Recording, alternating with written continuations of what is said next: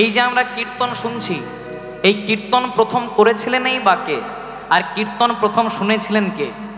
আমরা তো কীর্তন শুনি মা, কিন্তু কীর্তনটা প্রথম করেছিলেন কে আর শুনেছিলেন কে? এই যে আপনারা যে আসনটাতে আজকে বসে আছেন, বড় দামি আসন। কেন না, এই আসনে কলিযুগের প্রথম সন্ধ্যায় যিনি বসেছিলেন তিনি ছিলেন ব্রহ্ম শাপগ্রস্ত রাজা পরীক্ষিত।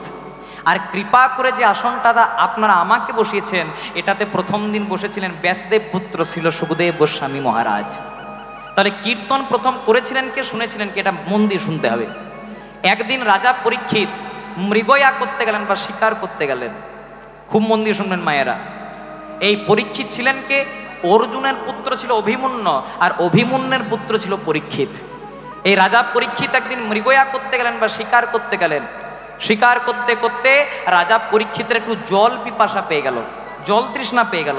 তাহলে জল পাবে কোথায়? ও মা, আপনি আমার দিকে তাকান। হ্যাঁ, আমি এতটাও খারাপ দেখতে নই যে আমার দিকে তাকানো যাবে না। জয় রাধে, খুব মন দিয়ে শোনো। হরে কৃষ্ণ, আপনি আমার দিকে তাকান। আপনার যদি গল্প করার থাকে আমার সঙ্গে করবেন আপনি। জয় রাধে। তা রাজা পরীক্ষিত একদিন মৃগয়া করতে গেল বা শিকার করতে গেল। শিকার করতে করতে রাজা পরীক্ষিতের একটু জল পিপাসা পেয়ে গেল। জলটা পাবে কোথায়? চতুর্দিকে খুঁজে পরে দেখতে পেলে একজন মুনি ধ্যান করছেন। শাস্ত্রে যার নাম পাওয়া যায়, যার নাম ছিল শ্রমিক মুনি। এই শ্রমিক মুনির কাছে বারবার করে জল চাইলে মুনি বল আমাকে একটু জল দিন, কিন্তু মুনি তো ধ্যান করছেন, তাই মুনি শুনতে পেল না। তাই করলো কি, রাজা পরীক্ষিত 2-3 বার বলার পরেও যখন শ্রমিক মুনি জল দিল না, পরীক্ষিতের মনে একটু অহংকার হয়ে গেল। রাজা পরীক্ষিত মনে মনে চিন্তা করলো, আমি এত বড় রাজা বলে কথা, আমাকে সেবা দেওয়ার জন্য সবাই লাইন দিয়ে বসে থাকে, ধন্না দিয়ে বসে থাকে, আর আমি কিনা মুনির কাছে জল চাইলাম, জল দিল না। তাই রাজা করলো কি, এই যে আপনাদের তরফ থেকে আমাকে একটা খুব সুন্দর রজনীগন্ধার মালা দেওয়া হয়েছে, রাজা পরীক্ষিত দেখতে পেল একটা মৃত সর্প পড়ে আছে, মরা সাপ। সেই মরা সাপটাকে রাজা পরীক্ষিত শ্রমিক মুনির গলায় মালার মতো করে পরিয়ে দিলেন। অপরাধ হয়ে গেল মা। কথায় আছে পাপ ছাড়ে না কাকাকে, বাপকে। রাজা তো পাপ করে চলে গেল, কিন্তু সেখানে কিছুক্ষণ পরে এলেন কে? শ্রমিক মুনির পুত্র, যার নাম ছিল সিংহী মুনি। সিংহী মুনি দেখতে পেল আমার বাবার গলা থেকে মৃত সর্প ঝুলিয়ে দিয়েছে, মরা সাপ ঝুলিয়ে দিয়েছে। তাই সিংহী মুনি কুমণ্ডল থেকে 3 ফোঁটা জল নিয়ে অভিশাপ দিল, তুমি যেই হও, তুমি যত বড় রাজা হও, তুমি যত বড় বংশের ছেলে হও, আমি তোমাকে অভিশাপ দিলাম, এই যে তুমি আমার বাবার গলাতে মরা সাপ ঝুলিয়ে দিলে, 7 দিনের মধ্যে তোমার তক্ষতের দংশনে মৃত্যু হবে। নিতাই গৌর প্রেমানন্দে হরি। ও মায়েরা, আজকে তোমরা যারা যারা কীর্তন শুনতে এসেছো, খুব মন দিয়ে শুনবে, আজকে তোমরা যারা যারা কীর্তন শুনতে এসেছো, সবাই কিন্তু 7 দিনের মধ্যেই মারা যাবে। মায়েরা মনে মনে চিন্তা করবে, বেকার এলাম কীর্তন শুনতে। জয় রাধে। কিন্তু হরিবাসরে দাঁড়িয়ে কোনোদিনও খারাপ কথা বলিনি, আর বলবো না। আমাদের বার তো 7টিই, রবিবার, সোমবার, মঙ্গলবার, বুধবার, বৃহস্পতিবার, শুক্রবার, শনিবার।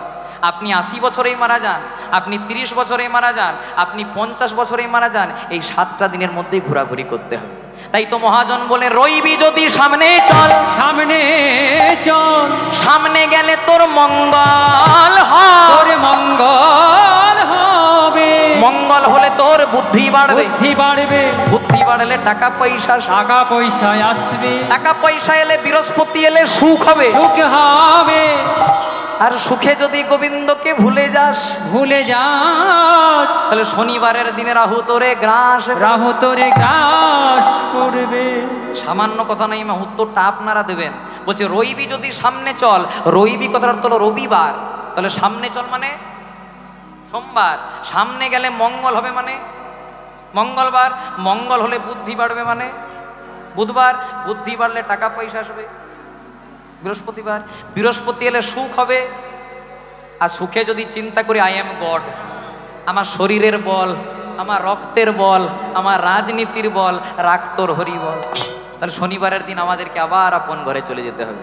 তাই রাজা পরীক্ষিত যেই না গলায় মৃত সর্প ঝুলিয়ে দিল, সিংহী মুনি অভিশাপ দিল, তুমি যেই হও, এই যে তুমি আমার বাবার গলায় মৃত সর্প ঝুলিয়ে দিলে, আমি যদি প্রকৃত ব্রাহ্মণের সন্তান হয়ে থাকি, অভিশাপ দিলাম 7 দিনের মধ্যে তোমার তক্ষতের দংশনে মৃত্যু হবে। বলে তো দিল মা, কিন্তু কিছুক্ষণ পরে ধ্যান থেকে উঠলেন কে?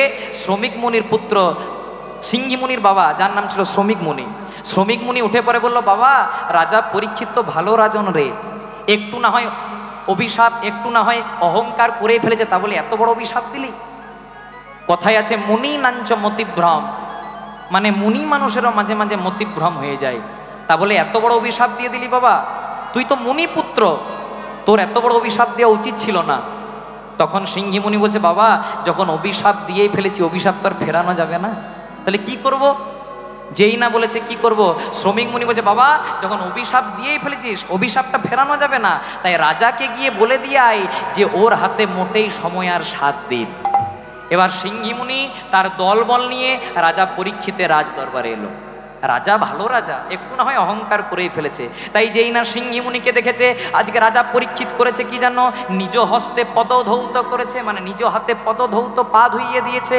আর কি বলছে জানো, বলে অনেক ভাগ্যের ফলে ঘরে বসে ন আসিয়া মেলে, ভাগ্যের ফলে ঘরে বসিন আসে মিলে। আবার ঘরে হয় বৈষ্ণব সেবা, ও তার ঘরে হয় বৈষ্ণব সেবা। আবার না দিয়ে, আবার না দিয়ে,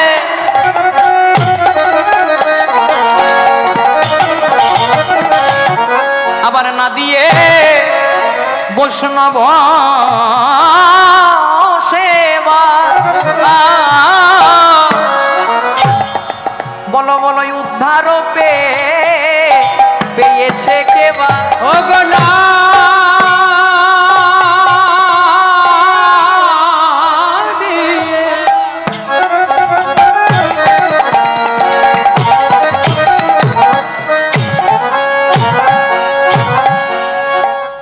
বসে নব সেবা।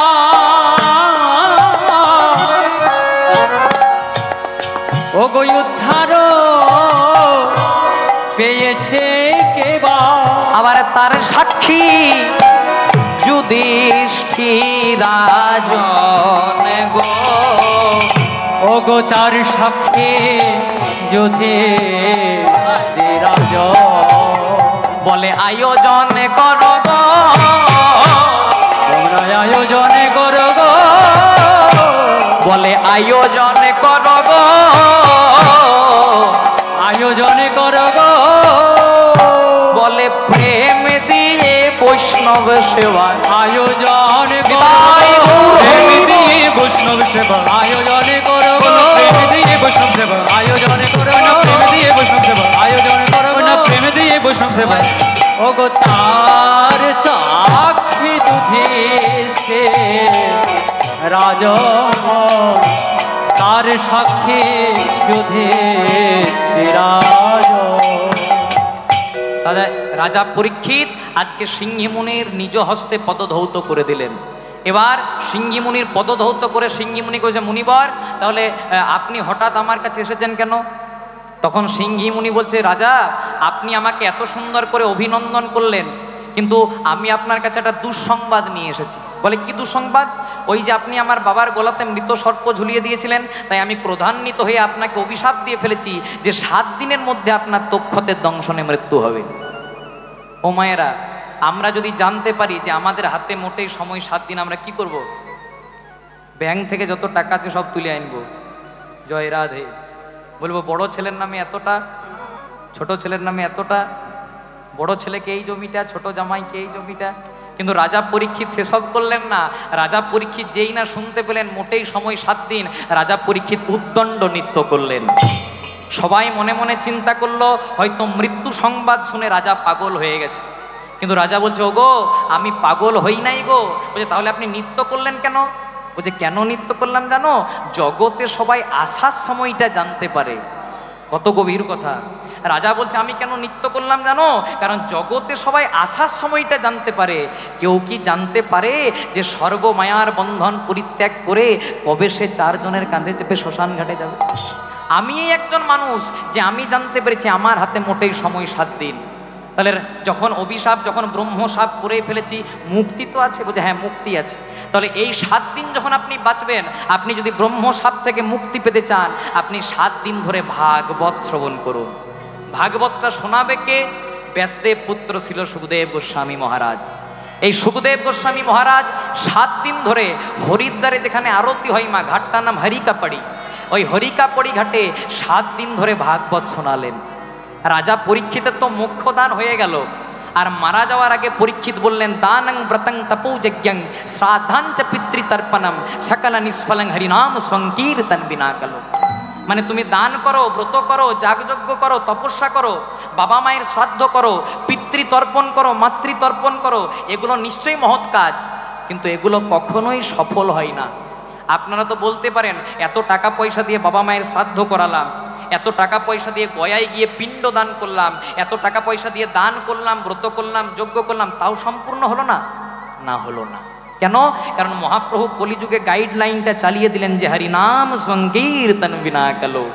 মানে তুমি যে কোনো কিছুই করো না কেন, কলিযুগে যদি দিনান্তে একবার ভগবানের নাম আস্বাদন না হয়, তাহলে সেই যজ্ঞটা কোনোদিনও সম্পূর্ণ হয় না। তাই গৌর প্রেমানন্দ হরি। তাই 4 যুগে 4 ধর্ম জীবের কারণ, কলিযুগের ধর্ম কেবল নাম সংকীর্তন। তাই চলুন এখানে আমরা লীলা থেকে বেরিয়ে একটা নরোত্তম দাস ঠাকুরের পদাবলী গাইব। চলুন একবার হাত দুটি তুলে গাইব। হরি হরয়ে নম কৃষ্ণ যাদবায়, হরি হরয়ে নম কৃষ্ণ যাদবায় নম, হরি হরয়ে নম কৃষ্ণ যাদবায়, হরি বল রে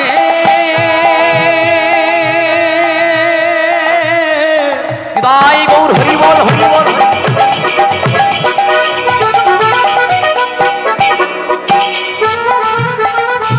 হরি বল রে, হরি বল রে, বল রে, বল রে, বলুন হরি মায়েরা।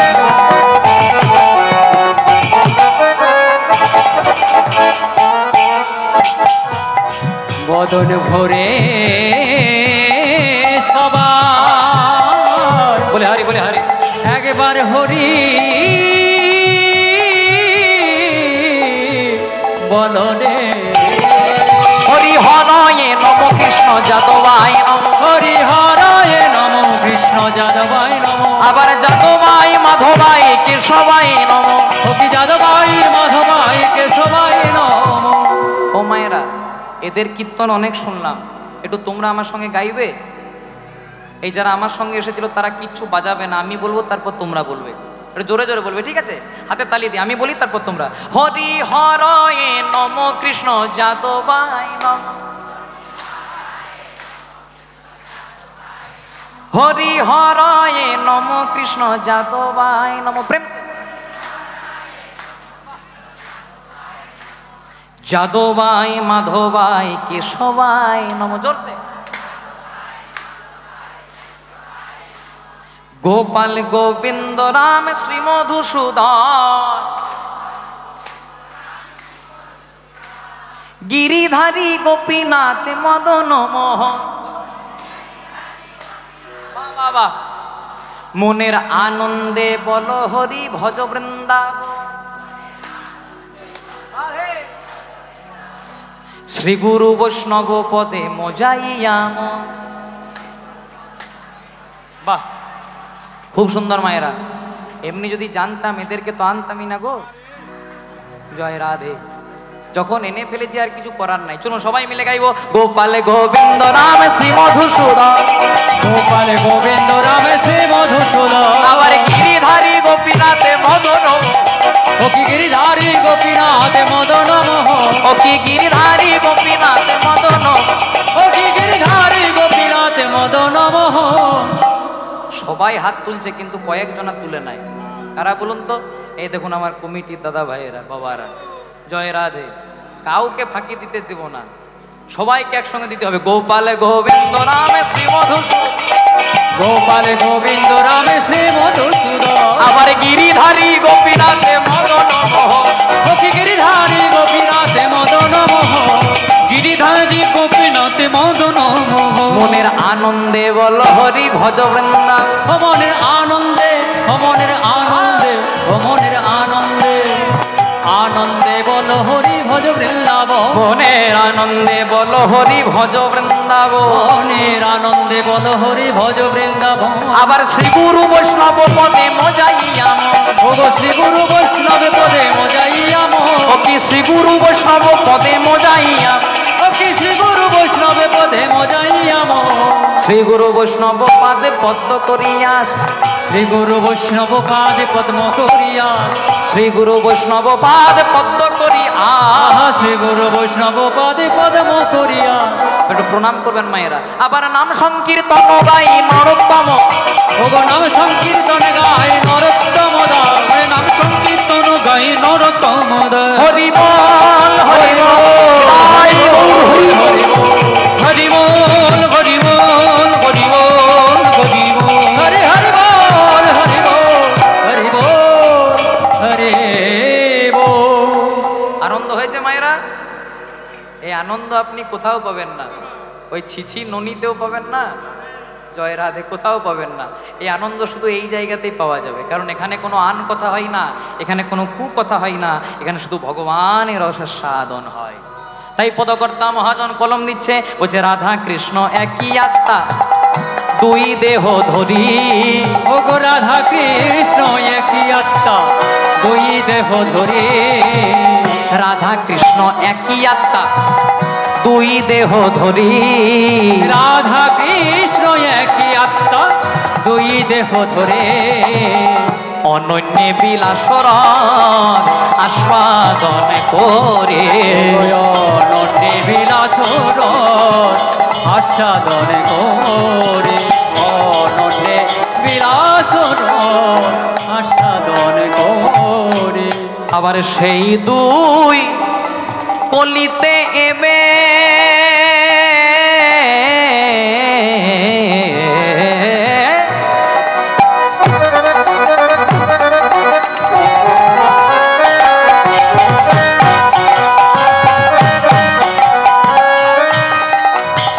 সেই দুই কলিতে এবে চৈতন্য গোসাই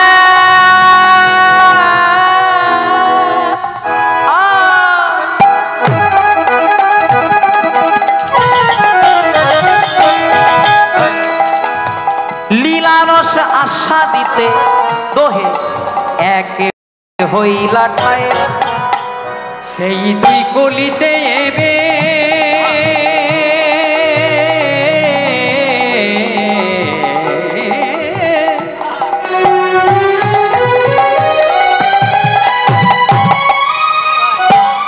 চৈতন্য গোসাই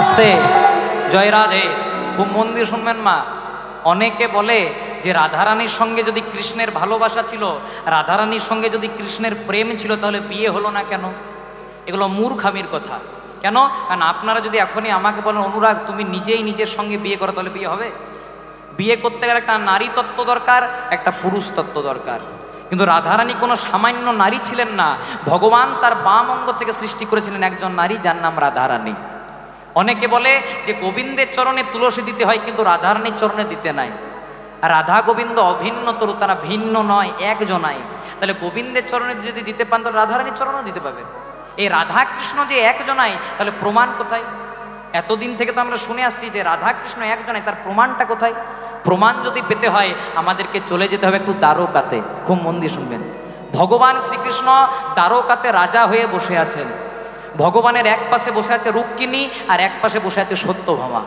রুক্মিণী আর সত্যভামা ভগবান শ্রীকৃষ্ণকে এক গ্লাস গরম দুধ দিয়েছে মা খেতে যেই না গরম দুধটা পান করতে গেছে কৃষ্ণ ভালো করে লক্ষ্য করেনি যে দুধটা এতটা গরম একটু তাড়াহুড়া করতে পান করতে গেছে আর কৃষ্ণের একটু ছ্যাঁকা লেগে গেছে আমাদের যখন ছ্যাঁকা লাগে আমাদের যখন বিপদ হয় আমরা কি বলি ও মা গো বাবা গো বলি না বলি তো কেউ বলে ও শাশুড়ি গো ও শ্বশুর গো জয় রাধে সবাই বলে ও মা গো বাবা গো কিন্তু কৃষ্ণের যেই না ছ্যাঁকা লেগেছে, কৃষ্ণ বলে দিয়েছে হা রাধে।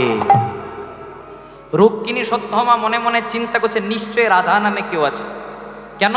কারণ বিপদের সময় মানুষ যার নামটা উচ্চারণ করে মানুষ তাকে একটু বেশি ভালোবাসে, তাহলে নিশ্চয়ই রাধা নামে কেউ আছে, রাধাকে দেখতে হবে। এবার কৃষ্ণের যতজনা স্ত্রী ছিল, রুক্মিণী সত্যভামা লম্বা লম্বি লাইন দিয়ে দাঁড় করিয়েছে, দেখতে হবে রাধাটাকে। তুমি, আমি রুক্মিণী, তুমি, আমি সত্যভামা, তুমি, আমি জাম্ববতী, তুমি, আমি বসুন্ধরা। এক এক করে সবাই পেরিয়ে গেছে মা, কিন্তু রাধা নামে কাউকে খুঁজে পাই নাই। এইদিকে রুক্মিণী সত্যভামা যখন রাধাকে খুঁজছে, তখন দরজার আড়াল থেকে নারদ মুনি খুব হাসছে। নারদ মুনি হেসে পড়বে, জো রুক্মিণী, ও সত্যভামা, রাধাকে দেখতে চাও? বলে হ্যাঁ। বলছে রাধাকে দেখতে গেলে দ্বারকাতে থাকলে চলবে না, রাধাকে দেখতে গেলে বৃন্দাবনে যেতে হবে। তাই নারদ মুনি তার ঢেকি জানে চাপিয়ে আজকে রুক্মিণীকে আর সত্যভামাকে বৃন্দাবনে নিয়ে এসেছে। যেই না বৃন্দাবনে নিয়ে এসেছে মায়েরা, আজকে যমুনার তীরে নামিয়েছে। বলছে এখান থেকে হেঁটে হেঁটে যাও, দেখবে রাধাকে দেখতে পেয়ে যাবে। যেই না কিছু দূর গেছে, দেখছে খুব সুন্দর একজন, দেখতে মারাত্মক চেহারা, দারুণ দেখতে। আজকে বসে বসে একটা গাছের তলায় কৃষ্ণ নাম গাইছে। রুক্মিণী সত্যভামা মনে মনে চিন্তা করছে এইটাই বোধহয় রাধা। আহারে কত সুন্দর দেখতে, আগে তো এত সুন্দর কাউকে দেখি নাই। প্রশ্ন করেছে, হ্যাঁ গো তুমি রাধা?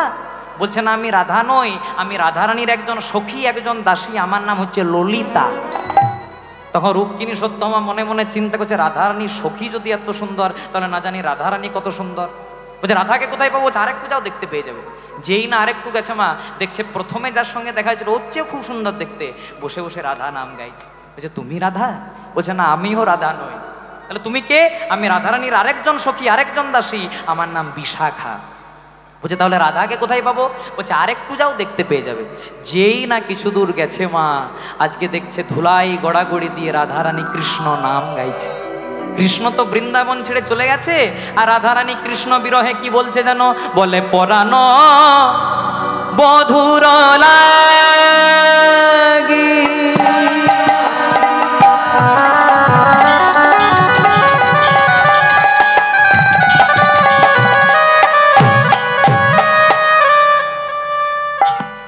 রাধে গো রাধে করে হায় হায়,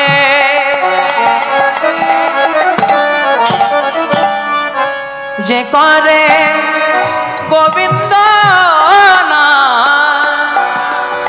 রাধা রানী আমার ধরে তার পা পরাণ বধূর লাগি। অগবধূ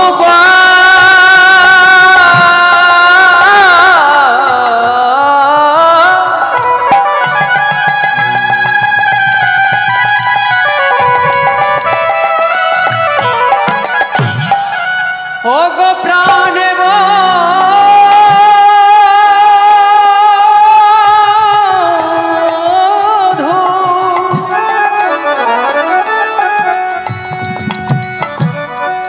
এই অভাগিনীকে একা ফেলে তুমি রইলে কোথায়?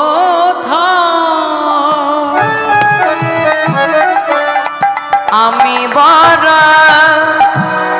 অভাগ,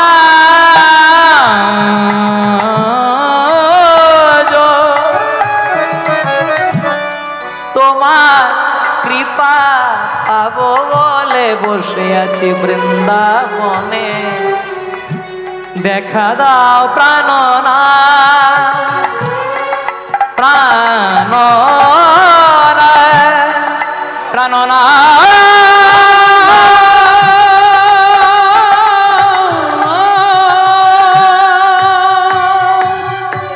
পরাণ বধুর লাগি রাধে করে হাই হাই, যে করে গোবিন্দ নাম রাধে ধরে তার পায়। বৃন্দাবন ছেড়ে কৃষ্ণ চলে গেছে তো মায়েরা, আর রাধারানী কেঁদে কেঁদে বলছে বধূ গো, তুমি আমাকে ছেড়ে চলে গেলে গো। ও আমরা তো সামান্য গোপ গোয়ালা, তাই তোমাকে রাজা করতে পারিনি। তুমি মথুরাতে রাজা হয়েছো, তুমি দ্বারকাতে রাজা হয়েছো, আমাদেরকে কি আর মনে পড়ে? কিন্তু প্রাণনাথ আমরা হয়তো তোমাকে রাজা করতে পারিনি, কিন্তু আমাদের এই মনের সিংহাসনে তো তোমাকে বসিয়েছিলাম গো, তাও চলে গেল। এইদিকে যখন রাধারানী বিলাপ করছে কৃষ্ণ নাম নিয়ে, সেইটাকে লক্ষ্য করছে কে? রুক্মিণী আর সত্যভামা। রুক্মিণী সত্যভামা মনে মনে চিন্তা করছে, আহারে কত সুন্দর দেখতে, এত সুন্দর রূপের মানুষ তো আমি আগে কভু দেখি নাই, এইটাই বোধহয় রাধা। যেই না রুক্মিণী সত্যভামা বলতে হবে হ্যাঁ গো তুমি রাধা, সেইটা বলার আগে আজকে রাধারানী রুক্মিণী সত্যভামা, ও রুক্মিণী, ও সত্যভামা কাছে এসো। রুক্মিণী সত্যভামা মনে মনে চিন্তা করছে, ওই আগে তো এর সঙ্গে আমাদের দেখা হয়নি, তাহলে আমাদেরকে চিনলো কি করে যে আমার নাম রুক্মিণী ওর নাম সত্যভামা? হ্যাঁ গো তুমি চিনলে কি করে যে আমার নাম রুক্মিণী ওর নাম সত্যভামা? বলছে আমার কাছে কি অজানা থাকে, তোমরা তো আমারই কৃষ্ণের স্ত্রী রুক্মিণী সত্যভামা। তুমি কে? বলে আমি কে জানো? যার খোঁজে তোমরা দ্বারকা থেকে বৃন্দাবনে এসেছো, আমি হলাম সেই বৃন্দাবনের প্রেমময়ী রাধা ঠাকুর। সেসব বাদ দাও, হ্যাগো রুক্মিণী, হ্যাগো সত্যভামা, কালকে তোমাদের স্বামী কৃষ্ণকে এক গ্লাস দুধ দিলে একটু ঠান্ডা করে দিতে পারলে না? রুক্মিণী সত্যভামা মনে মনে চিন্তা করছে, নে বাবা, দুধটা দিয়েছিলাম দ্বারকাতে, খবরটা বৃন্দাবনে এলো কি করে? দুধটা দিয়েছিলাম কৃষ্ণকে, খবরটা রাধা জানলো কি করে? ও রাধে, তুমি কি করে জানলে যে আমাদের স্বামী কৃষ্ণকে এক গ্লাস গরম দুধ দিয়েছিলাম? বলছে মনে আছে, তোমাদের স্বামী কৃষ্ণকে যখন এক গ্লাস গরম দুধ দিলে, কৃষ্ণ একটু অন্যমনস্ক অবস্থায় পান করতে গেল, কৃষ্ণের একটু ছ্যাঁকা লেগে গেল। কৃষ্ণ কি বলেছিল?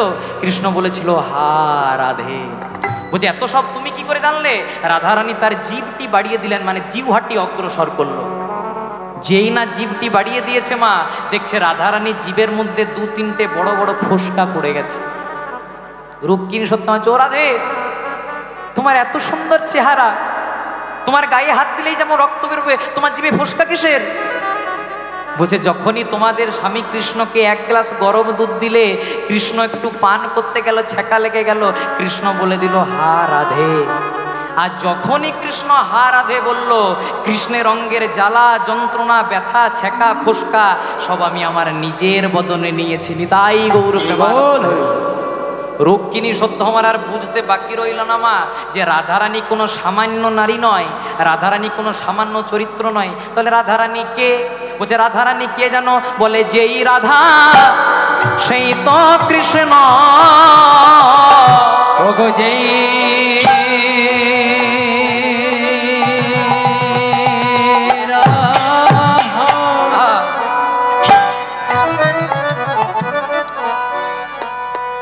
ওগো সেই তো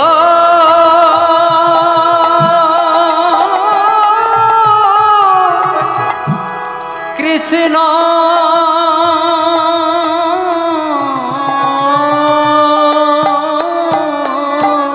বলে যে রাধা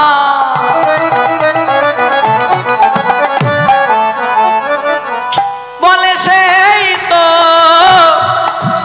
কৃষ্ণ।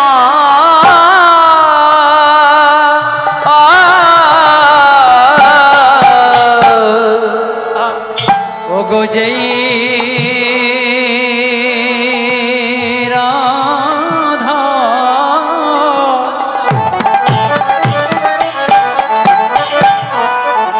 বলে সেই তো কৃষ্ণ।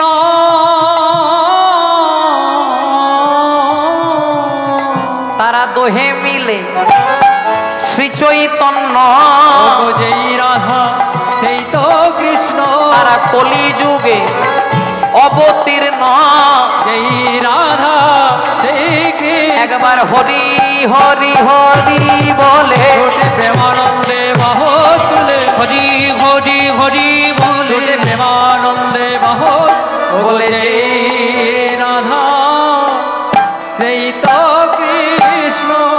তাহলে এতক্ষণ আমরা ছিলাম শ্রীধাম নবদ্বীপে, আর বেশিক্ষণ দেরি করব না, প্রবেশ কর মধুময় বৃন্দাবনে। বাসুদেব ঘোষ কহে করি জোড়হা করি জোড়হা। বৃন্দাবনে যেই কৃষ্ণ, নবদ্বীপে সেই তো গোরা, আর নীলাচলে সেই তো জগন্নাথ। তো জগন্নাথ। খুব মন দিয়ে শুনবেন মা, বলছে বাসুদেব ঘোষ কহে করি জোড় হাত, বৃন্দাবনে যে কৃষ্ণ, নবদ্বীপে তিনি এই গৌর, আর নীলাচলে বা পুরী ধামে সেই জগন্নাথ। দেখবেন মায়েরা, যারা কালী ভক্ত তারা বলে কালী সবার চেয়ে বড়, বলে না? যারা দুর্গা ভক্ত তারা বলে দুর্গা সবার চেয়ে বড়, যারা কৃষ্ণ ভক্ত তারা বলে কৃষ্ণ সবার চেয়ে বড়। কিন্তু কে সবচেয়ে বড়? ভগবান নিয়ে পার্থক্য করলে চলবে না, কারণ যে কৃষ্ণ সে কালী, সেই জগন্নাথ সেই শিব। জয় রাধে। তার প্রমাণ কোথায়? মনে করুন আপনাদের এখানে যদি কোনো পূজা হয়, ও মায়েরা তোমাদের এখানে দুর্গা পূজা হয়, কালী পূজা, সব পূজাই হয়। দেখবে যখনই কোনো পূজা হবে, সে কালী পূজা, দুর্গা পূজা, লক্ষ্মী পূজা, যে কোনো পূজা, প্রথমেই কিন্তু ঠাকুরমশাই হাতে এক গণ্ডুস জল নেয়। আমি তো ব্রাহ্মণের ছেলে, প্রথমেই ঠাকুরমশাই হাতে এক গণ্ডুস জল নিয়ে পরে বলে নমো বিষ্ণু, নমো বিষ্ণু, তত বিষ্ণু। কেন? আপনারা তো ঠাকুরমশাইকে চার্জ করতে পারেন, ঠাকুরমশাই আমি তো আজকে বিষ্ণু পূজা করাচ্ছি না, আমি তো আজকে কালী পূজা করাচ্ছি, আমি তো আজকে দুর্গা পূজা করাচ্ছি, আমি তো আজকে সরস্বতী পূজা করাচ্ছি, তাহলে আপনি বারবার বিষ্ণু বিষ্ণু কেন বলছেন?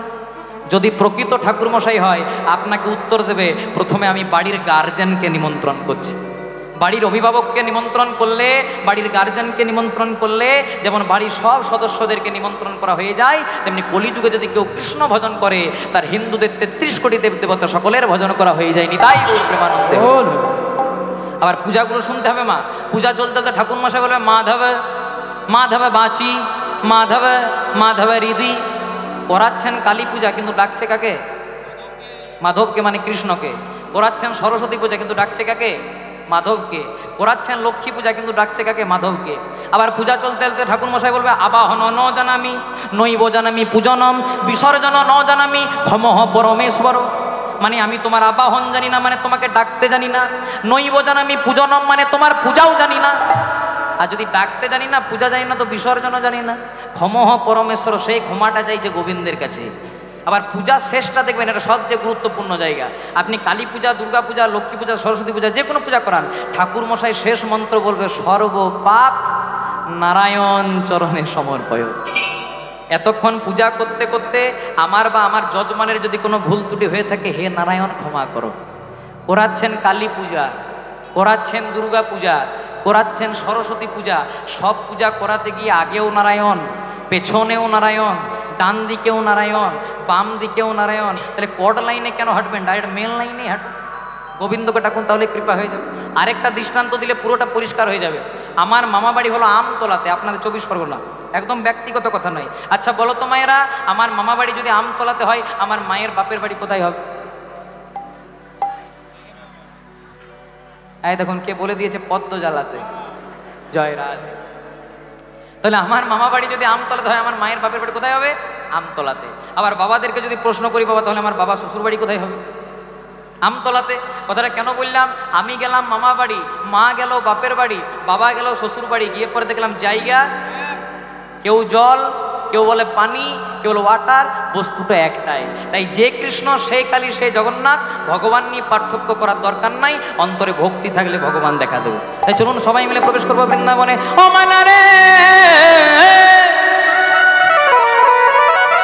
চলো যাই বৃন্দাবন ধাম।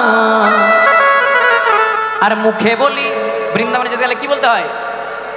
রাধা রাধা রাধা।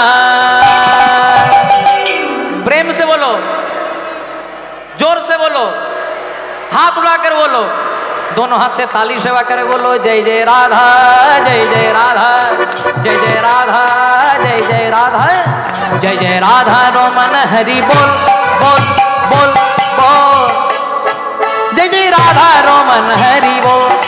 ओ जय जय राधा, ओ बोलो राधा, जय जय राधा, ओ बोलो राधा, जय जय राधा रमन हरि बोल बोल बोल बोल, जय जय राधा रमन हरि बोल।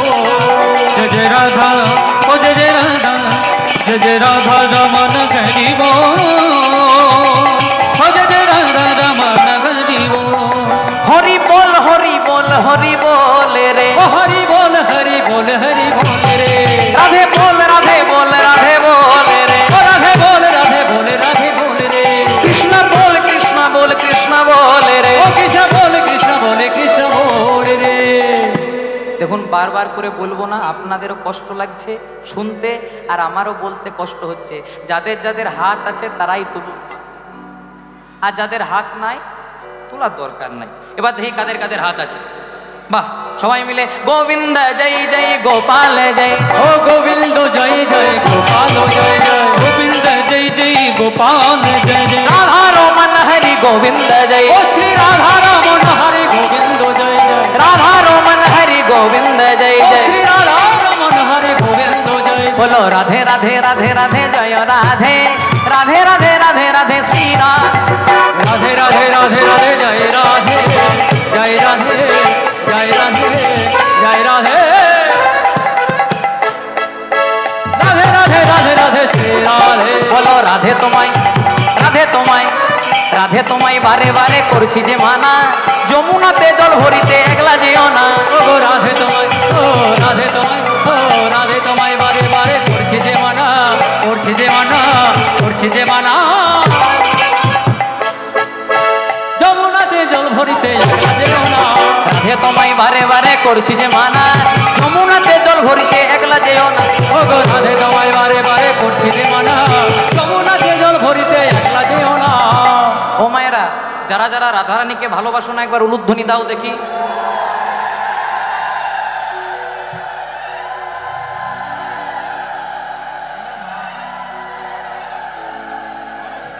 বাহ, খুব সুন্দর।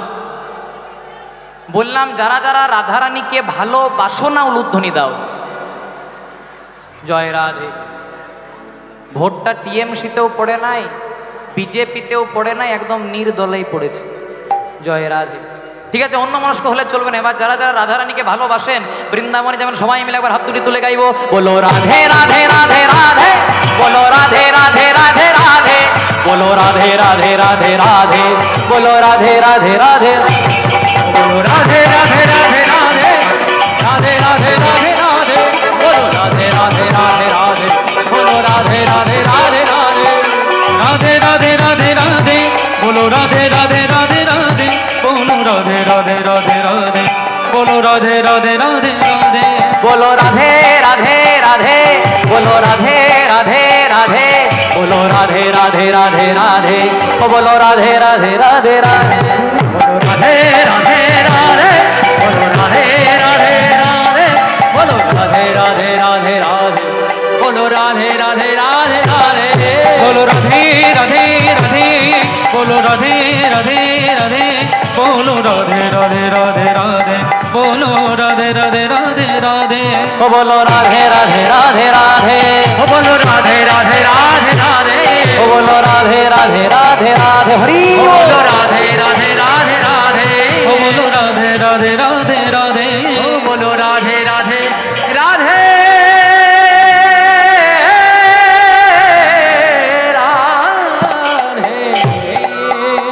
বলো বলো রাধা রানী কি, জয় হো, শ্যাম সুন্দর গোবিন্দ কি, জয় হো, আপন আপন পিতা মাতা কি, জয়, নিজ নিজ গুরুদেব কি, জয়, নবদ্বীপ ধাম কি, জয়, বৃন্দাবন ধাম কি, জয়, উপস্থিত ভক্তমণ্ডলী কি, জয়, যাদের যাদের কীর্তন ভালো লাগছে না তাদের কি, তাদের জয়। জয় রাধে। ঠিক আছে, খুব মন দিয়ে শুনতে হবে। হরে কৃষ্ণ। ভোটটা আমার দিকেই দিবেন। জয় রাধে, হরে কৃষ্ণ। তাই আজকে আমরা যে লীলা শ্রবণ করব বা যে লীলা পরিবেশন করব, প্রথমেই কিন্তু আমরা লীলাটি ধরেছি। অন্তরঙ্গ হয়ে করেন প্রভু প্রেম আস্বাদন, বহিরঙ্গ হয়ে করেন প্রভু হরিনাম সংকীর্তন। তা যে ভক্তের ডাকে স্বয়ং এই পৃথিবীতে ভগবানের অন্তরঙ্গ লীলা প্রকাশ পেয়েছিল, সেই ভক্তের জীবনী কথা আজ আমরা শ্রবণ করব। মহাপ্রভু যখন গম্ভীরাতে থাকতেন, এই গম্ভীরাতে থাকতে থাকতে মহাপ্রভুর এক পাশে থাকতেন রায় রামানন্দ, এক পাশে থাকতেন স্বরূপ দামোদর। এই রায় রামানন্দ এবং স্বরূপ দামোদরের কাছ থেকে মহাপ্রভু দুটো গ্রন্থ শুনতে খুব ভালোবাসতেন। একটা হচ্ছে জয়দেব গোস্বামীর গীত গোবিন্দম, আর একটা হচ্ছে বিল্লমঙ্গল ঠাকুরের কৃষ্ণ করণামৃতম। কিন্তু আজকে আমরা যে লীলা শ্রবণ করব বড় পবিত্র লীলামা। এখানে আপনাদের কাছে একটা কথা বলে যাই, হাত জোড় করে বলি, একটু কথাগুলো ধরবেন। জয় রাধে। আমাদের হিন্দু সনাতনীদের তীর্থস্থান অনেক, কাশী, গয়া, নবদ্বীপ, মায়াপুর, তারাপীঠ, অনেক হিন্দুদের তীর্থস্থান। কিন্তু যদি আমার কথা শোনেন, অন্তত 4টি জায়গা যেতে ভুলবেন না। কি কি? একটি হলো শ্রীধাম বৃন্দাবন, ভগবান শ্রীকৃষ্ণের যেটা লীলাক্ষেত্র। জন্মগ্রহণ করেছিলেন মথুরাতে, কিন্তু লীলাক্ষেত্র বৃন্দাবন। দ্বিতীয় জায়গা হলো গুপ্ত বৃন্দাবন, আমাদের এই বাংলার মাটিতে নদিয়া নবদ্বীপে কলিযুগের ভগবান চৈতন্য মহাপ্রভু এসেছিলেন। তৃতীয় জায়গা উড়িষ্যার জগন্নাথ মন্দির, যেখানে রাজা ইন্দ্রদ্যুম্নের ডাকে স্বয়ং জগন্নাথ বসে আছেন ওই পুরী ধামের মাটিতে। আর চতুর্থ জায়গা বীরভূম জেলার কেঁদুলি গ্রামে মকর সংক্রান্তির পূর্ণ তিথিতে একটা মেলা বসে মা। কি মেলা? জয়দেব মেলা। এমন জয়দেবের টান যে জয়দেব ভক্তের টানে স্বয়ং ভগবান গোলক ছেড়ে ভূলোকে নেমে এসেছিলেন। জয়দেব কি এমন লিখেছিলেন? জয়দেব লিখেছিলেন স্বরগরল খণ্ডলম মম শিরসি মণ্ডলম। তারপরে যে কি লিখবেন ভেবে পাচ্ছিলেন না, সে অসমাপ্ত শ্লোকটাকে পূর্ণ করার জন্য ভগবান নিজে সশরীরে এসে লিখেছিলেন দেহি পদ পল্লব মুদার। তাই আজ আমাদের আস্বাদনের বিষয় জয়দেব গোস্বামীর গীত গোবিন্দম লীলা। এই লীলা জানতে হলে, শুনতে হলে প্রথমে এই শ্লোকটির ব্যাখ্যা আমাদেরকে শুনতে হবে। স্বরগরল খণ্ডলম স্বরগরল খণ্ডলম মম শিরসি মণ্ডলম মম শিরসি মণ্ডলম দেহি পদ পল্লব মুদার দেহি পদ পল্লব মুদার দেহি পদ পল্লব মুদার পল্লব মুদার দেহি পদ পল্লব মুদার দেহি পদ পল্লব মুদার। ও মায়েরা, তোমরা ক্যালেন্ডারে ভগবান শ্রীকৃষ্ণের ছবি দেখেছো?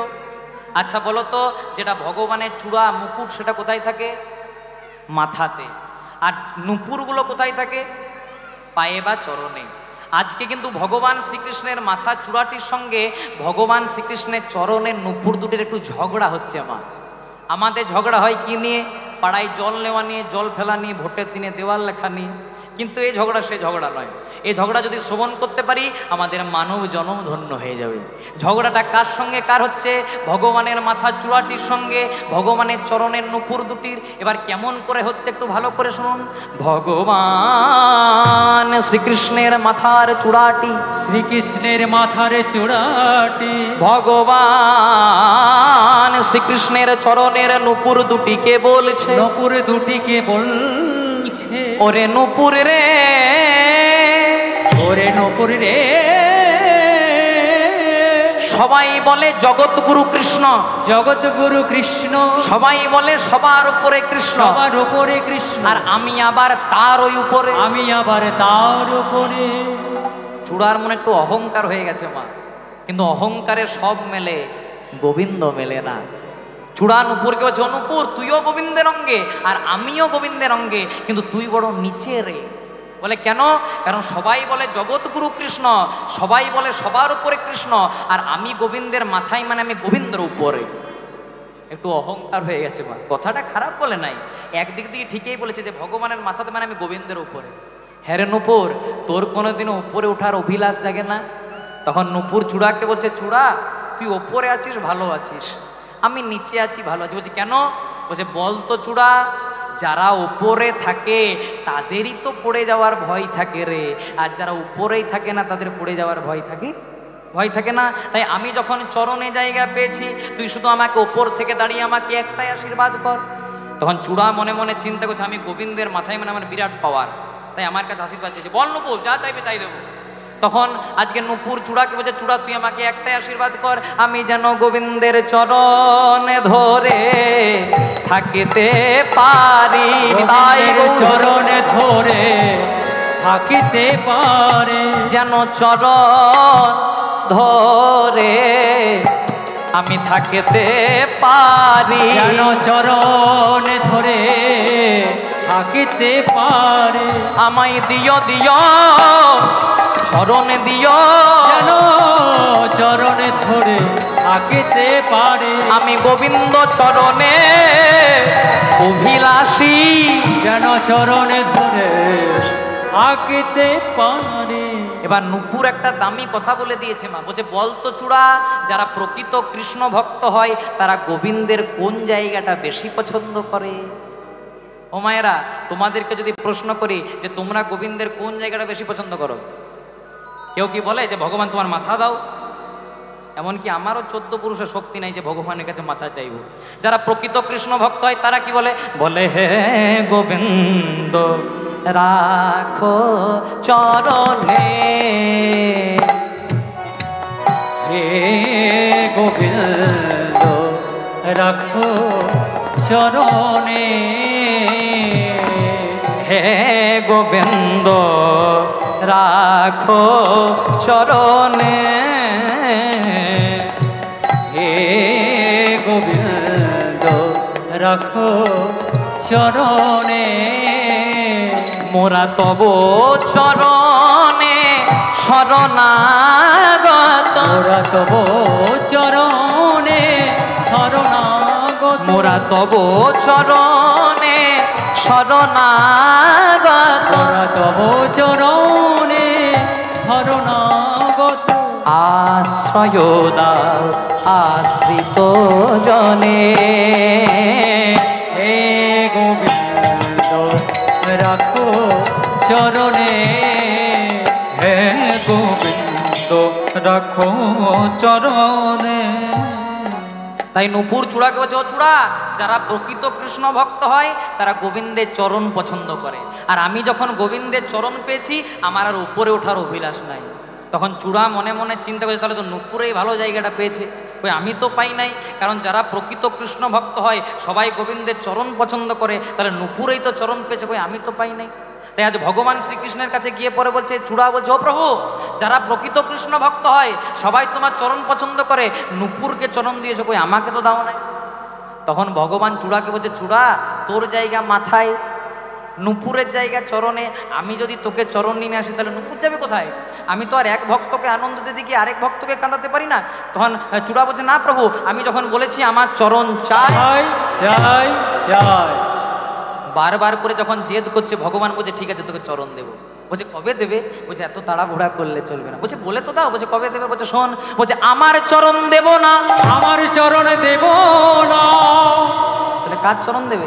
বলছে, বৃন্দাবনে আমার চেয়েও একজনের দামি চরণ আছে, দামি চরণ আছে, আমি তোকে তার চরণ দেব। তার চরণে দেব। সে কি বলছো প্রভু? সবাই বলে তুমি নাকি জগৎগুরু, তুমি নাকি সবার উপরে কৃষ্ণ, তোমার উপরেও দামি চরণ। বলছে, চূড়া রে, তুই কিছুই জানিস না। বাবার যেমন বাবা থাকে, গুরুর যেমন গুরু থাকে, তেমনি হয়তো আমি জগৎগুরু কৃষ্ণ, কিন্তু আমার প্রেমের গুরু শ্রীমতী রাধা রানী নিতাই গৌর হরি। তাহলে রাধারানী যদি আমার প্রেমের গুরু হয়, তাহলে আমার চেয়ে যদি কারো দামি চরণ, তাহলে সে রাধারানীর চরণ। তাই তোকে দেব রাধা চরণ দেব, তোকে দেব রাধা,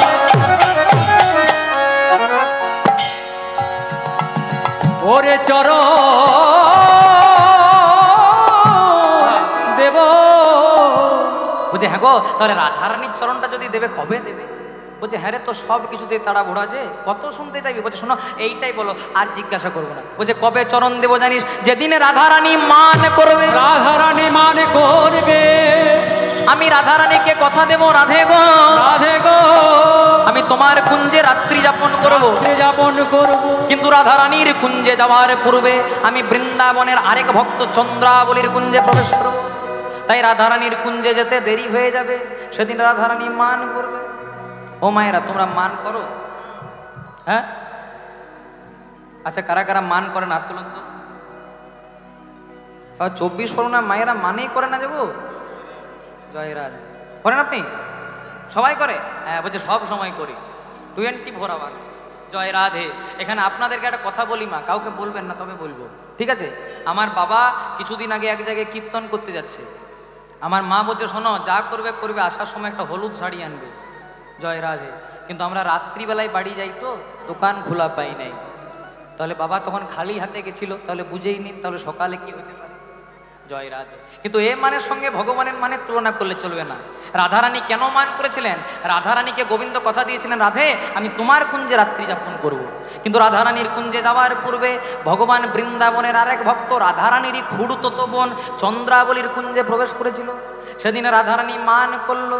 গোবিন্দ বলছে, আমি সাম দাম দণ্ড ভেদ, আমি অনেক পদ্ধতি অবলম্বন করব, কিন্তু কিছুতেই যখন রাধার মান ভাঙবে না। জয় রাধে। তখন চূড়া বলছে হ্যাঁ গো, রাধার মান যখন কিছুতেই ভাঙবে না তাহলে ভাঙাবে কি করে?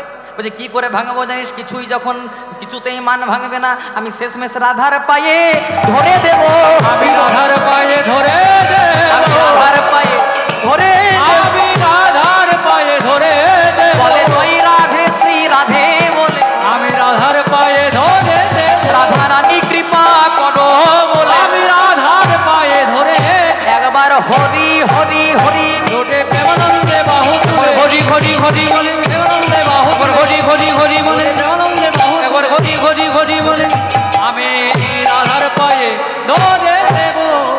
বলছে চূড়া, আমি যখন কথা দিয়েছি কিছুতেই যখন রাধারানীর মান ভাঙবে না, আমি তখন রাধারানীর চরণ দুটিকে জড়িয়ে ধরবো।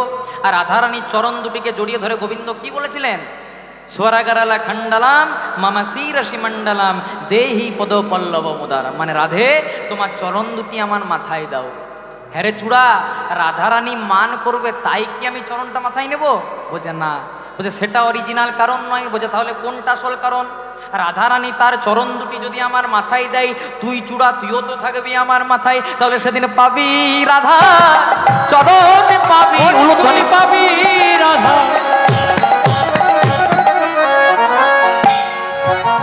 সেদিন পাবি রাধা, তুই চরণ পাবি।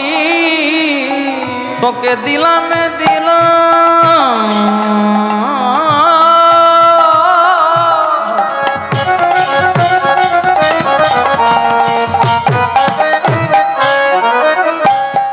দিলাম দিলাম কথা দিলাম, সেদিন পাবি রাধা, তুই চরণ পাবি। আর রাধারানীর চরণ দুটিকে জড়িয়ে ধরে গোবিন্দ কি বলেছিল মা? স্বরাগারালা খণ্ডলাম মামা শিরসি মণ্ডলাম দেহি পদ পল্লব মুদারম। আর এই শ্লোকটি কোথা থেকে নেওয়া? জয়দেব গোস্বামীর গীত গোবিন্দম থেকে। তাহলে দেখুন কত বড় মাপের ভক্ত, যে ভক্তের শ্লোক স্বয়ং ভগবান উচ্চারণ করছে রাধার মান ভাঙানোর জন্য। তাহলে সেই ভক্তের কথা যদি আমরা না শুনি তো আমার তো বড় ভুল হয়ে যাবে মা। তাহলে সেই জয়দেবের একটু পরিচয়টা আপনাদেরকে দিই। পদকর্তা মহাজন কলম দিলেন জয়দেব কে জানো? বলে কেন্দ্র বিল্ল নামে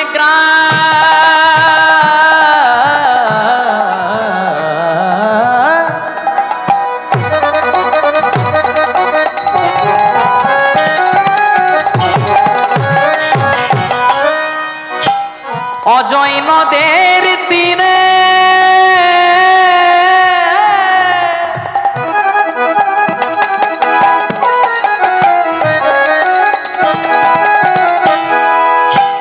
ভোজদেবে নামে ব্রাহ্মণ, বাবার নাম ভোজদেব গোস্বামী, তথাই বাস করে কেন্দ্র বিল্ল নামে গ্রাম।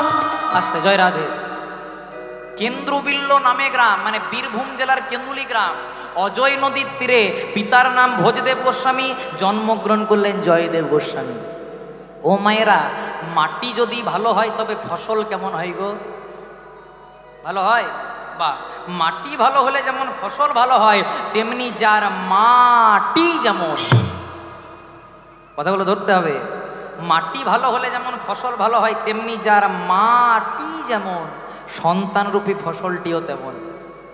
মা ছেলেকে যা যা শিক্ষা দেবে, ছেলে কিন্তু তাই তাই শিক্ষা নেবে। একটা ভালো মাটির উদাহরণ দিই তোমাদেরকে। ঈশ্বরচন্দ্র বিদ্যাসাগর, মায়ের নাম ছিল ভগবতী দেবী। ঈশ্বরচন্দ্র বিদ্যাসাগর শীতকালের দিনে মাকে একটা দামি শাল এনে দিল, মা এই শালটা গায়ে নেবে। একদিন গেল, দুদিন গেল, 3 দিন গেল, মা কিন্তু শালটা গায়ে নিল না। ঈশ্বরচন্দ্র বিদ্যাসাগর বলছে হ্যাঁ গো মা, শালটা পছন্দ হয়নি।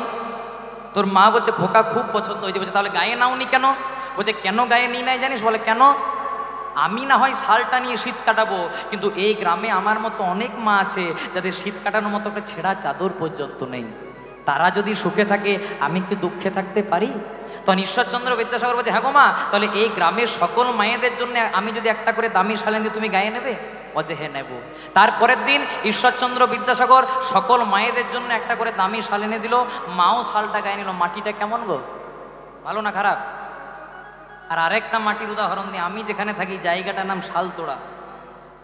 আমি যখন কিছুদিন আগে কীর্তন করে ভোরবেলাতে বাড়ি ঢুকেছি, তখন দেখছি আমার পাশের ঘরে একজন মা তার ছেলেকে খুব মারধর করছে, খুব মারছে।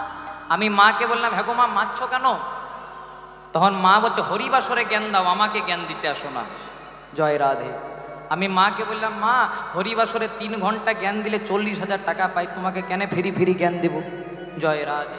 আমি বললাম, মারছো কেন? তখন মা কি বলছে শুনুন, মা বলছে, ছেলেটা আমার লুচি আলুর দম খেতে ভালোবাসে।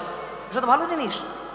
বলছে, শোনো, ছেলেটা আমার লুচি আলুর দম খেতে ভালোবাসে, বাড়িতে যখন লুচি আলুর দম করে দিই, একটা লুচি আর এইটুকুন আলুর দম খায়, আর স্কুলে যখন 6টা লুচি এতটা আলুর দম দিই, পুরোটাই চেটে পুটে পরিষ্কার করে দেয়। তা খোকাকে জিজ্ঞাসা করলাম, হ্যাঁ রে খোকা, বাড়িতে একটা আর স্কুলে 6টা কি করে? তখন ছেলেটা বলছে, মা আমি বাড়িতেও একটা খাই আর স্কুলেও একটা খাই, আমার কি পেটটা বেড়ে যায়? তাহলে যে শেষ হয় কি করে? বলছি, স্কুলে কয়েকটা আমার বন্ধু আছে, একটা অনিমেষকে দিই, একটা অতনুকে দিই, একটা দিলীপকে দিই। যেই না বলেছে মা, তখন কোমরের কাপড়টাকে বেঁধে পড়বে, যে এই জন্য সকালবেলায় টিফিন করি, একা খাবি। আমার মনে হয় মা সমুদ্র মন্থনও এত বড় বিষ উঠে নাই। এই যে ছেলেটাকে বলে দিল একা খাবি, এবার মনে করুন ছেলেটা পদ্মজালা থেকে বারুইপুরে ফ্ল্যাট নিয়ে একাই আছে। মা বলছে, হ্যাঁ রে খোকা, আমি যে তোর মা, আমাকেও নিয়ে চল। তখন ছেলেটা বলবে, মা তুমিই তো ছোটবেলায় শিখিয়েছিলে একা খাবি, একা খাবি, একা খাবি। তাহলে মাটিটা কেমন? ভালো মাটি। ছেলেকে সবসময় ভালো শিক্ষা দেবেন। তাহলে এবার জয়দেবের মাটিটা কেমন ভালো করে শুনুন। বামা দেবী নামে পত্নী, অতি পুণ্যবতী, দুজনে ভগবানে করেন ভগতি। বামা দেবী নামে পত্নী, অতি পুণ্যবতী, দুজনে নামে ভগবানে করেন ভগতি। সদা কৃষ্ণ কৃষ্ণ কৃষ্ণ বলে, সদা কৃষ্ণ কৃষ্ণ কৃষ্ণ বলে, সদা কৃষ্ণ কৃষ্ণ কৃষ্ণ বলে, সদা কৃষ্ণ কৃষ্ণ কৃষ্ণ বলে। আর কেমন করে নাম গাই জানো? চলো একবার আমরাও দুটি বাহু তুলে গাইবো। আমি পিঞ্জর খুলে দিয়েছি, গাইবো? যদি উলুধ্বনি দেন তবে গাইব। বাহ। আমি পিঞ্জর খুলে দিয়েছি, যা কথা বলার সবই বলে দিয়েছি। যারে যারে উড়ে যা, যারে যারে উড়ে যা। উলুধ্বনি হবে। পিঞ্জর খুলে দিয়েছি, যা কথা বলার সবই বলে দিয়েছে। যারে যারে উড়ে যা, যারে যারে উড়ে যা। আমি পিঞ্জর খুলে দিয়েছি, যা কথা বলার সবই বলে দিয়েছি। যারে যারে উড়ে যা, যারে যারে উড়ে যা। হরি হরি বল। পিঞ্জর খুলে দিয়েছি, যা কথা বলার সবই বলে দিয়েছি। যারে যারে উড়ে যা, যারে যারে উড়ে যা। আর কতদিন থাকবি পাখি খাঁচার ভিতরে, একদিন খাঁচা ছেড়ে যাবি যে উড়ে। আর কতদিন ও পাখি, আর কতদিন, আর কতদিন থাকবে পাখি খাঁচার ভিতরে। একদিন খাঁচা ছেড়ে যাবি যে উড়ে। জয় রাধে। সামান্য গান নয়, হয়তো আপনারা আধুনিক ভাবতে পারেন, কিন্তু খুব দামি গান। বলছে আমি পিঞ্জর খুলে দিয়েছি, মানে আমাদের 3.5 হাতের দেহ পিঞ্জর। পিঞ্জরের মধ্যে কি আছে না? প্রাণরূপী পাখি। যতক্ষণ শরীরের মধ্যে থাকবে প্রাণ, ততক্ষণই আমাদের দাম। আর যখনই শরীর থেকে প্রাণটা বেরিয়ে যাবে, আপনার নামে কেউ ডাকবে না, কেউ বলবে লাশ, কেউ বলবে ডেড বডি, কেউ বলবে মোরা। মেডিসিনের কারখানায় যখন একটা মেডিসিন তৈরি হয়, ঔষধের কারখানায় যখন একটা ঔষধ তৈরি হয়, পেছনে লেখা থাকে এক্সপায়ার ডেট। তেমনি ভগবানের কারখানাতে আমরাও তৈরি হয়েছি, পিছনে অ্যাভেলেবেল আছে এক্সপায়ার ডেট। পার্থক্য কি? ওষুধের গায়ে এক্সপায়ার ডেট লেখা থাকলে সেটাকে আমরা বুঝতে পারি, ফেলে দিই। কিন্তু যেদিন আমাদের গায়ে এক্সপায়ার ডেট লেখা থাকবে, সেদিন বলো হরি হরি বল করে শ্মশান ঘাটে নিয়ে গিয়ে পুড়িয়ে দেবে। নিতাই গৌর প্রেমানন্দে। তাই তো রবীন্দ্রনাথ ঠাকুর বলেছে, কুমোর পাড়ার গরুর গাড়ি, বোঝাই করা কলসি হাঁড়ি, গাড়ি চালায় বংশী বদনা সঙ্গে। কত জানো গো মায়েরা?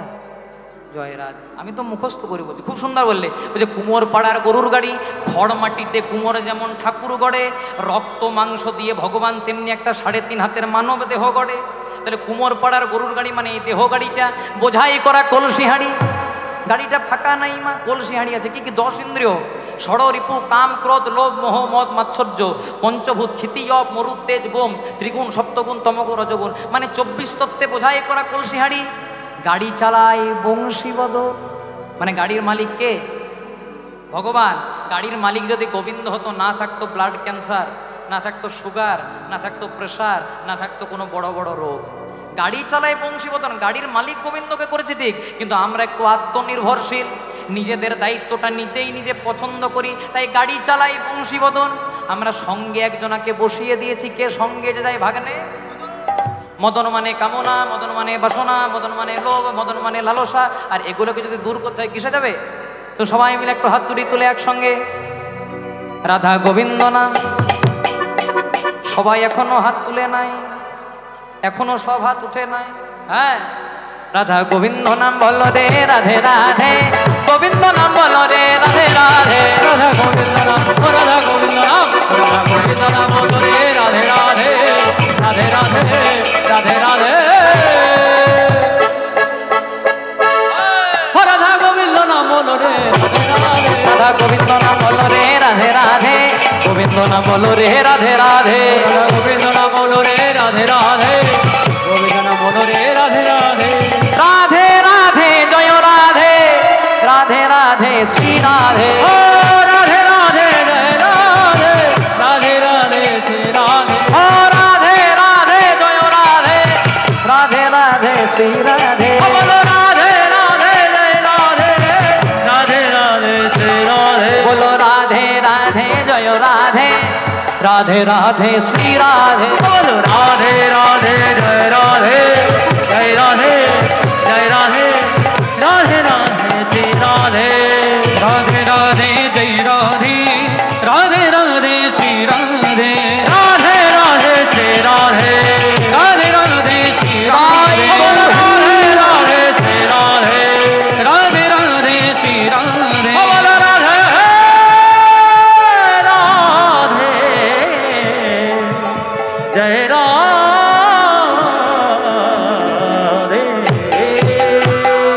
বলো বলো রাধা রানী কি। जय हो।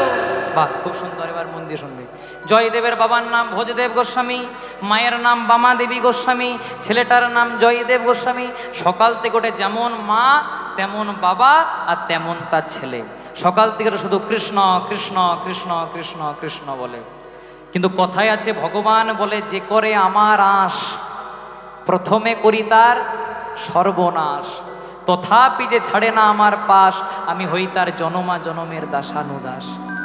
ভক্তের জীবনে বিরহ দেওয়ার জন্য, ভক্তকে পরীক্ষা করার জন্য এই জায়গাটা খুব মন দিয়ে শুনবেন, এটা লীলার মূল অংশ। যেই না জয়দেবের বয়স হলো মাত্র 4 বছর, হঠাৎ একদিন জয়দেবের মা বামা দেবী মারা গেলেন। এই সংসারে এমন কারো না করুক মা। বাবা মা ছোট, বাবা মা জীবিত থাকা অবস্থায় কোনো ছেলে বা মেয়ে যদি বাবা মাকে ছেড়ে চলে যায়, তাদের জীবনটা ভালোভাবে গঠনই হয় না। একজন ছেলে বা মেয়ে ছোট থাকা অবস্থায় যদি বাবা মা মারা যায়, তাদের প্রাথমিক ধাপটা প্রথমভাবে গঠনই হয় না মা। একজন পিতামাতা তার সন্তান বা সন্ততিকে কেন মানুষ করে জানো মা? শেষ বয়সে খাওয়া মাখা পরার জন্য নয়, আর দুর্গা পূজার দিনে একটা দামি শাড়ি পাওয়ার জন্যও নয়। বাবা মা যখন বৃদ্ধ হয়ে যায়, যখন তাদের আর আপন বলতে কেউ থাকে না, তখন দিনের শেষে কোনো ছেলে বা মেয়ে যদি একবার বাবাকে বাবা মাকে মা বলে না ডাকে, তাদের ভেতরে দাউ দাউ করে আগুন জ্বলতে থাকে মা। এই জগতে সবচেয়ে বড় যদি কোনো শোক হয়, তার নাম হচ্ছে পুত্র শোক। বাবা মা কষ্ট করে একটা ছেলে মেয়েকে মানুষ করে, সেই ছেলে মেয়েটা যখন বাবা মাকে ছেড়ে চিরতরে চলে যায় বা মারা যায়, সেই জিনিসটা বোঝানো যায় না মা। এখান থেকে একটা দামি প্রসঙ্গ মনে পড়ে গেল, আপনাদেরকে বলে যায়। এক বাবা মা, তাদের 2টো ছেলে। বাবা মায়ের অনেক অভাব, ভালো খেতে পাই না, মাখতে পাই না, পরতে পাই না, কিন্তু ছেলেগুলোকে আজকে অভাব বুঝতে না দিয়ে মানুষের মতো মানুষ করেছে। ছেলেগুলো এখন অনেক বড় হয়ে গেছে। ছেলেগুলো এখন বড় বড় কোম্পানিতে চাকরি করে আর আমেরিকাতে ফ্ল্যাট নিয়ে ভাড়া আছে। বাবা মা প্রত্যেক দিন ফোন করে, খোকা রে আর কতদিনেই বা বাঁচবো বল, বেশি দিন তো বাঁচবো না, আমাদের বড় ইচ্ছা রে মারা যাওয়ার আগে অন্তত এই শেষের দিনে তোদের দু ভাই ছাড়া তো আর আপন বলতে কেউ নেই, অন্তত একবার করে আসবি, এই অভাগা মাটাকে মা, অভাগা বাবাটাকে বাবা বলবি, কিছুদিন থাকবি চলে যাবি, চিন্তা নেই, বেশি দিন আটকাবো না। ছেলেগুলো বলে, বাবা মা এখন আমাদের কোম্পানির অনেক চাপ, এর পরের মাসে যাব, তারপরের মাসে যাব, তারপরের মাসে যাব, এই করতে করতে ছেলেগুলো এলো না মা। কিন্তু মায়ের একদিন দুরারোগ্য ব্যাধি হয়ে গেল। যখন মা বাবার হাতটাকে ধরে গেছে হসপিটালে ডাক্তার দেখাতে, ডাক্তার দেখে পরে বলছে, শুনুন না, আপনার স্ত্রী আর বেশি দিন বাঁচবে না, যতদিন বাঁচবে অন্তত বাড়ি নিয়ে যান, আর মারা যাওয়ার আগে যত কাছের মানুষ আছে শেষের দেখাটা একবার দেখিয়ে দিন। মা যখন জানতে পেরে গেল আমি আর বেশি দিন বাঁচবো না, তখন বাবার হাতটাকে ধরে পড়ে বলছে, স্বামী গো আর তো বেশি দিন বাঁচবো না, আমার কাউকে দরকার নাই, অন্তত শেষের দিনে যে ছেলেগুলোকে 10 মাস 10 দিন গর্ভে রেখেছিলাম একবার এনে দাও না গো, শেষের দেখাটা দেখে যেন শান্তিতে মরতে পারি সেই ব্যবস্থাটা করে দাও। একজন মা মৃত্যু যন্ত্রণার পরেও যদি কোনো যন্ত্রণা থাকে মায়েরা, সেটা হলো গর্ভধারণের যন্ত্রণা। আমাদের হাতে যদি একটা ফোড়া হয়, ফুসকুড়ি হয়, কত কষ্ট হয় না মায়েরা? কিন্তু একজন মা 10 মাস 10 দিন একটা সন্তানকে গর্ভে রাখে, তার চেয়ে কষ্টের আর কিছু হয় না গো। তাই মা বলছে, স্বামী আর তো বেশি দিন বাঁচবো না, তাই কাউকে টাকার দরকার নাই, অন্তত শেষের দিনে যে ছেলেগুলোকে জন্ম দিয়েছিলাম 10 মাস 10 দিন গর্ভে রেখেছিলাম, অন্তত ওই দুটো ছেলেকে ডেকে দাও, যেন মারা যাওয়ার আগে অন্তত শেষবারের মতো শেষের দেখাটা দেখে যেতে পারি। এবার বাবা ছেলেগুলোকে ফোন করেছে, খোকা রে তোদের মার বেশি দিন বাঁচবে না রে, তোদের মায়ের বড় ইচ্ছা রে মারা যাওয়ার আগে অন্তত তোদের দু ভাইয়ের মুখটা দেখে যেন শান্তিতে মরতে পারে, একবার আইনা রে খোকা, বেশি দিন আটকাবো না, মাটাকে মা বলবি, বাবাটাকে বাবা বলবি, বেশি দিন আটকাবো না, চলে যাবে। ছেলেগুলো বলল, বাবা আজ যাব, কাল যাব, পরশু যাব, এই করতে করতে ছেলেগুলো এলো না মা। কিন্তু সকালবেলায় একদিন মাটা মারা গেল। মা যখন মারা গেল, বাবা ছেলেগুলোকে ফোন করেছে, খোকা রে তোদের মা আর নাই, মা বেঁচে থাকতে থাকতে তো এলি না, অন্তত মাটা মারা গেছে, এবার আয়, চিন্তা নেই, বেশি দিন আটকাবো না, শেষের বারে অন্তত মায়ের মুখে আগুন দিবি, একবার শেষের দেখাটা দেখবি, শ্রাদ্ধ বাসি শ্রাদ্ধ পার করবি, তারপর চলে যাবি দু ভাই, বেশি দিন আটকাবো না। ছেলেগুলো বলছে, বাবা মা যখন মারা গেছে তখন যেতেই হবে, কিন্তু আমরা তো আমেরিকাতে থাকি, ভারতে যেতে গেলে মিনিমাম 3 দিন সময় লাগবে, ততদিনে যেন মায়ের দেহটা গলে না যায়, পচে না যায়, মায়ের দেহটাকে একটু ফ্রিজ আপ করার ব্যবস্থা করো, মানে বরফে রাখার ব্যবস্থা করো। ডাক্তারি পরামর্শ নিয়ে মায়ের দেহটাকে ফ্রিজ আপ মানে বরফের মধ্যে রেখেছে মা। যেই না 3 দিন পেরিয়ে গেছে, বড় ছেলেটা একটা বড় ব্যাগ নিয়ে বাড়ি ঢুকেছে। বাবা আর থাকতে পারে? বাবা বড় ছেলেটাকে জড়িয়ে ধরে বলছে, খোকা রে তোদের মায়ের বড় ইচ্ছা ছিল রে, অন্তত মারা যাওয়ার আগে অন্তত তোদের দুই ভাইকে যেন শেষের দেখাটা দেখে যেতে পারে, কিন্তু মা বেঁচে থাকতে থাকতে তো এলি না, তোদের মা যখন মারা যাচ্ছিল খুব কষ্ট পাচ্ছিল রে, আর বলছিল, স্বামী অন্তত আমার ছেলেগুলোকে ডেকে দাও, বড় কষ্ট পেয়ে মারা গেছে, কিন্তু তাও তোরা আসিস না, আর ভালো করেছিস, যা করেছিস করেছিস, এবার আর বেশি দেরি করিস না, 3 দিন তো হলো, এবার মায়ের মুখে অন্তত আগুনটা দিয়ে দে তাড়াতাড়ি, যা শ্মশানে নিয়ে যা। এতক্ষণে বাবা লক্ষ্য করেছে বড় ছেলেটা এসেছে, কিন্তু ছোট ছেলেটা আসে নাই। বাবা বলছে, হ্যাঁ রে তুই এসেছিস, আর ছোটকা আসেনি, আমার ছোট ছেলেটা আসেনি, তো ছোট ভাই আসেনি। বড় ছেলেটা বাবাকে যেটা উত্তর দিচ্ছে না মা, সেটা হরিবাসরে যারা বাবা মা হয়েছেন একটু ভালো করে মনে গেঁথে নিন। বাবা বলছে, হ্যাঁ রে তুই এসেছিস, আর তোর ছোট ভাই ছোটকা আসেনি। তখন বড় ছেলেটা বলছে, বাবা তুমি ঠিকই বলেছো, আমি এসেছি কিন্তু ছোট ভাই আসেনি। কেন জানো? বলে কেন? আমরা তো একই কোম্পানিতে দুই ভাই চাকরি করি, তাই দুই ভাইকে একসঙ্গে ছুটি দিল না, তাই ছোট ভাই বলে পাঠিয়েছে আজকে মা মারা গেছে তুই যা, আর যেদিন বাবা মারা যাবে সেদিন আমি যাব। বাবা আর থাকতে পারে? বাবা ছেলেটাকে জড়িয়ে ধরে বলছে, খোকা রে, এই দিনটা দেখার জন্য তোদেরকে এত বড় করেছি, আর যা বলেছিস ভালো বলেছিস, একটু দাঁড়া, 10 মিনিট দাঁড়া, তোদের মা একটা দামি জিনিস দিয়ে গেছিল, একটু ঘরের মধ্যে যাই তোদেরকে দিয়ে দিই। 10 মিনিট সময় চেয়েছে, একটা ঘরের মধ্যে গেছে, 10 মিনিট 20 মিনিট 30 মিনিট করতে করতে 1 ঘন্টা বাবা দরজা খোলে নাই। যখন দরজাটা 2-3 বার ঠক ঠক করেছে তাও যখন খোলেনি, তখন দরজাটা ভেঙে দিয়েছে। যখন দরজাটা ভেঙে দিয়েছে তখন দেখছে বাবা ফ্যানে গলায় দড়ি দিয়ে ঝুলন্ত অবস্থায় দাঁড়িয়ে আছে, আর বাবার হাতে একটা চিঠি ঝোলানো।